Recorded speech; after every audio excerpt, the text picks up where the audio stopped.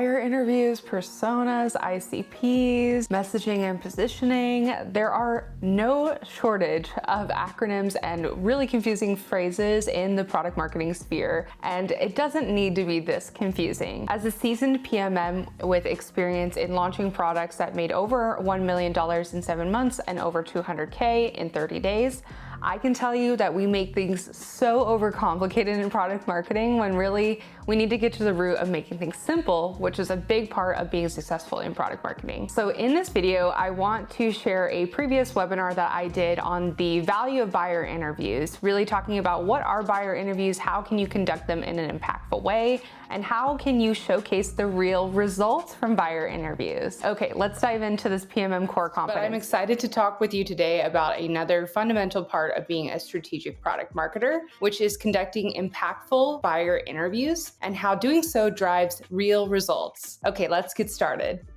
Here's an agenda of what we'll cover. I'll cover buyer personas from a high-level perspective. Then I'll go into the key differences between buyer profiles and buyer triggers, some key things to consider to unearth those buying triggers. I'll cover briefly why PMM makes the most sense versus sales to be the point of contact for buyer interviews. I'll touch on this simple question to ask to kick off your buyer interviews, as well as tips. And finally, what the heck are the results of these buyer interviews? I'll give you a breakdown of real results that came from an effective buyer interview strategy from a well-known company in the tech space, as well as an example from my own personal experience. Okay, let's get started.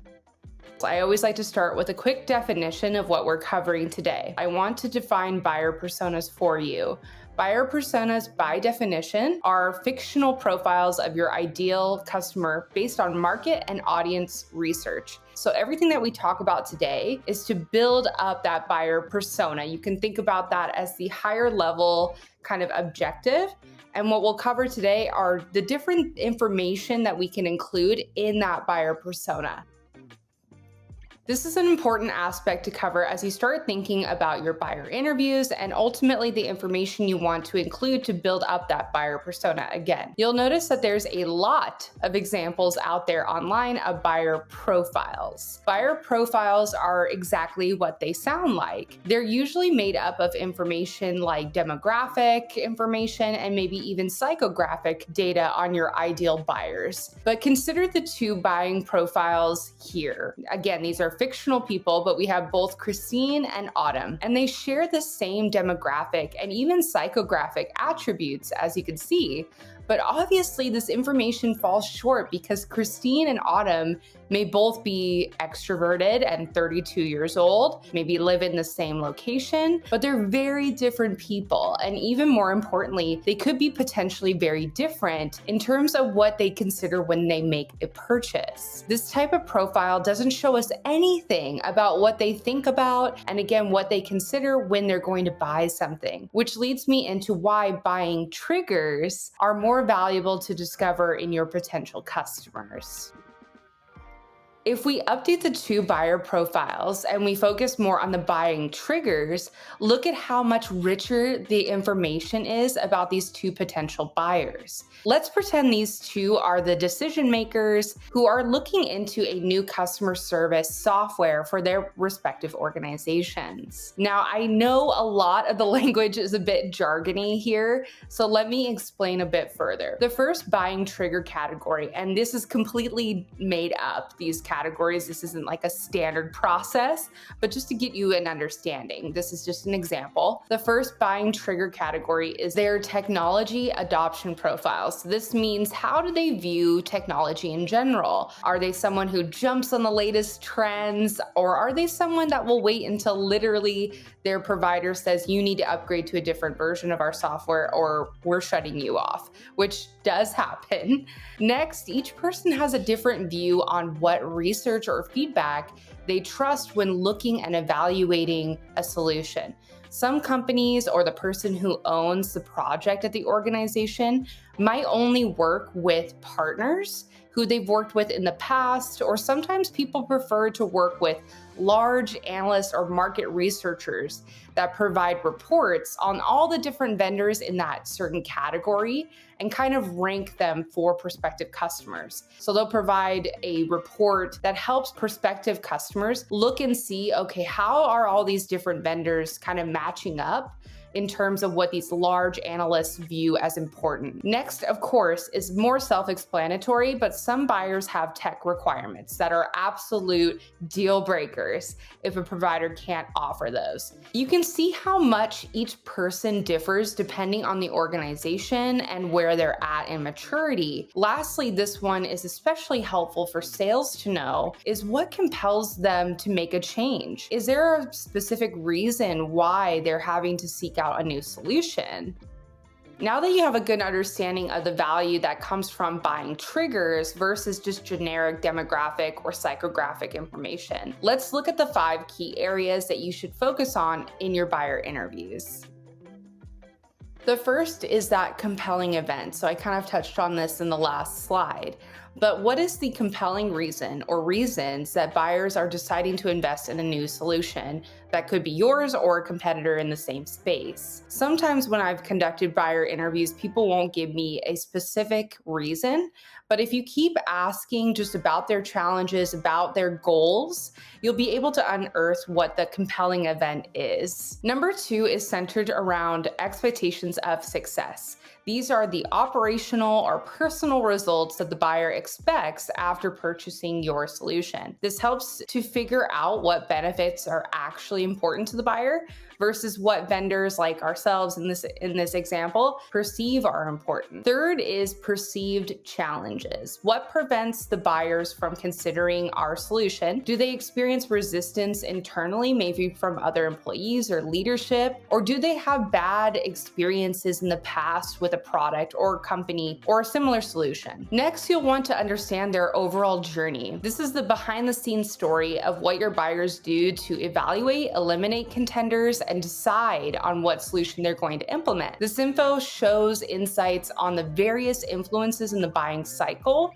how much influence they have, and what they might care about. Lastly, are decision requirements. These are the specific attributes of your product or service that buyers evaluate as they compare alternative approaches. Newer features or products might actually not be included here, and these are considered those deal breakers for buyers.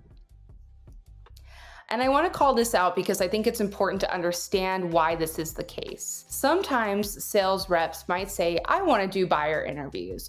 Or they might say, I have to make calls every day, Monday through Friday. Why isn't what I do considered buyer interviews? There's a few reasons why product marketers are the right people to conduct buyer interviews versus sales, for example. First, product marketing should conduct buyer interviews since buyers are more likely to be honest and candid about their buying experience with someone who is not involved in the buying process from a sales perspective. Buyers often don't want to be 100% truthful with sales because they know that sales reps will look at what they're saying and their feedback as objections that they need to overturn, which is not necessarily the rep's fault, right? That's what they're trained to do. Speaking of how sales reps are trained, the next reason why PMM makes the most sense to conduct the buyer research and the buyer interviews is because sales reps are trained to look at every account as unique. You might have heard this if you come from a sales background, but the challenger sale is really looking at every single account, every single organization, being a consultant for that organization, talking about their problems in a very unique, tailored way, which is very effective in a sales situation and sales strategy. However, product marketers look at overall holistic trends. Since salespeople look at the uniqueness and PMMs look more for the trends, PMMs should own the buyer interviews because they're really looking to identify the macro trends that buyers have in common. The quick and dirty of this next section is that you only need one question truly to ask on your buyer interviews, and that is, take me back to the day you decided enough was enough. I know technically this isn't a phrased question, but essentially you're letting the person tell their story from the very beginning. What kicked off their search? What compelled them to say, hey, we have to make a change and I want to start evaluating solutions? Here are a few pro tips for conducting your buyer interviews. First, I recommend working with your leadership team to identify a qualitative research and recruiting agency to help you not only find, but coordinate buyer interviews. If this isn't an option for your organization, comb through publications or sites that you know your ideal buyer uses. So if they're active on LinkedIn, Reddit, trade groups, and publications, go there and conduct cold outreach. Once you've scheduled your buyer interviews, be sure to have them recorded and transcribed so you can avoid missing key information and asking follow-up questions because you're too busy taking notes. When you've completed a few interviews, and by the way, you don't need to do 20 or 30 buyer interviews, you can conduct 5 to 10 max and still get a lot of value from them. But once you've completed those few interviews, identify trends in the answers from your buyers and use direct quotes to back up your claims. You can share your insights with a small, and I'm emphasizing this, a small group of key decision makers to collaborate, and put the buying triggers into a playbook for sales, not a buyer profile slide. And the reason why is because what we talked about earlier, sales reps are meant to look at everything in a very unique perspective. Every account is different. And so if you put together a bunch of buyer profiles, which I see a lot, sales reps will be very quick to say, oh, my buyer doesn't do that. Oh, my buyer doesn't have that. Or my buyer isn't an extrovert. So avoid that confusion or that feedback from sales reps by giving them the triggers, the things to look out for when it's the appropriate time to conduct a sales outreach and have a demo. Okay, so let's take a quick break with all the slides and let's listen to a clip about the value of buyer interviews and results for a well-known company in the tech industry. I talked about Autodesk. Autodesk is a software company that caters to construction companies, manufacturers, architecture firms, etc. I mean, they target many other industries, but I'm giving you a quick snapshot of who they focus on. Their head of product marketing was really focused on small businesses or SMB, and they found that during buyer interviews, a lot of these business owners weren't really concerned or weren't really challenged or cared about some of the things that Autodesk thought they would be. They weren't really looking for a specific feature or functionality, but really the things that kept them up at night were bigger, broader, general business ownership challenges. How do you keep the lights on? How do you recruit? How do you make sure that you get your brand out there? They really were having the challenge of keeping their business alive rather than looking for a solution like Autodesk. A lot of them also felt and voiced in buyer interviews that they felt that Autodesk's website was really intimidating and really only for large enterprises. So they were turned off by the sleek marketing images and the overall messaging of the Autodesk website. With this in mind, the head of product marketing that was focusing on the segment or the group of customers that are considered small businesses decided to create a microsite or a smaller version of a website that really focused on these general business challenges, such as recruiting, such as keeping the lights on operationally, how to cut costs, how to get your brand out there, like I said. And they brought in experts in the field to also provide content. So they really solidified their reputation as someone that you could trust for not only whatever product or service that Autodesk was selling to them, but also that you could seek out their content to solve these bigger business problems. Even though Autodesk's actual products couldn't solve these directly, it was a helpful source for people to go and really listen to others in the space who might have similar challenges and learn and grow their business. This is a really risky choice for product marketing, but I love it because it really shows how the buyer's voice led the activities that the marketing team did and ended up creating this sense of trust and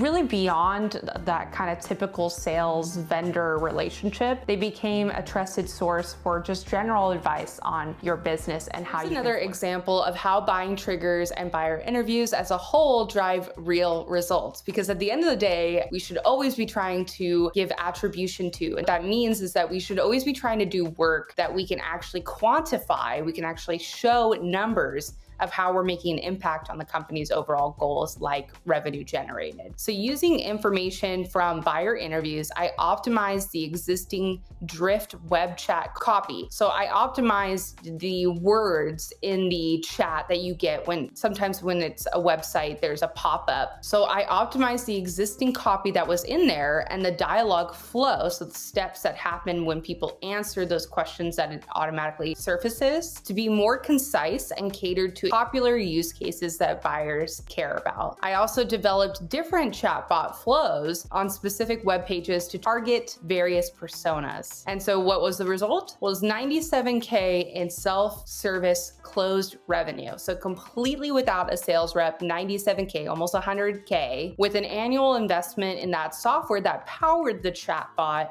of $5K. So quite a nice little ROI for that organization. And there you have it. I hope that you found this video helpful in understanding buyer interviews, how to conduct them impactfully to help you drive real results. And if you're open to it, I'd love to learn more about your PMM interviewing experience. You can go down to the link in this video that shows my Calendly and book some time with me, and you can go into the link in the pinned comment on this video as well. And I'd love to just understand what your experience has been interviewing for product marketing roles in this tough job market, and what kind of challenges you're going through, how you could use help. And this is not a sales call, this is not free coaching, it's really just research-based, just trying to understand what PMM hopefuls are going through right now. Thanks so much for watching, and I'll catch you in the next one. Bye.